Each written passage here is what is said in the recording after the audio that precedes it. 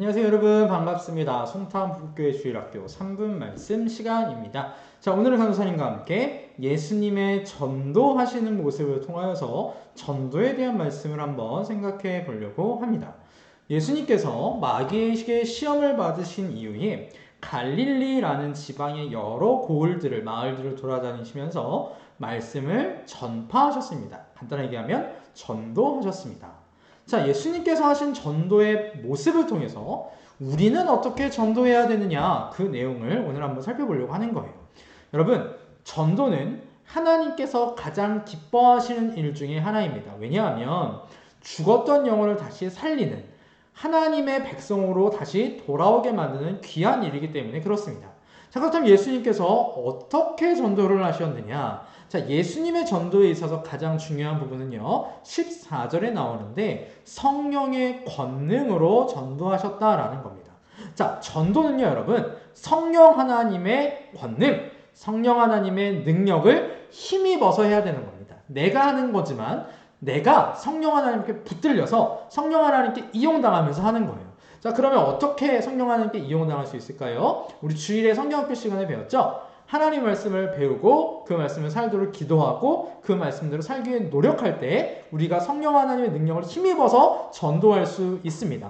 여러분이 전도하고 싶은 사람 그 누구에게라도 그렇게 전도하면 되는 겁니다. 두 번째, 누구에게 전도해야 될까요? 전도의 대상은요, 모든 사람들입니다. 예수 그리스도를 믿지 않는 모든 사람들이 우리의 전도의 대상이에요. 근데 친구들 중에는 가장 가까운 친한 친구가 됐건 아니면 가족이 됐건 먼저 전도하고 싶은 사람이 있을 겁니다. 네, 그 사람부터 전도하는 겁니다.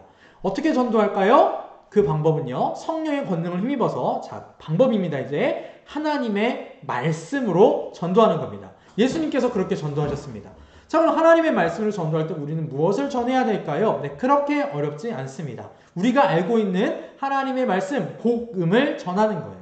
예수 그리스도가 우리를 죄와 죽음과 지옥에서부터 구원해 주실 구원자이십니다. 우리는 그 예수님을 믿어야 구원받습니다. 이 내용을 전하는 겁니다. 거창하게 할 필요 없어요. 예수님께서도 거창하게 전도하시지 않았습니다. 하나님의 말씀만 전하셨어요.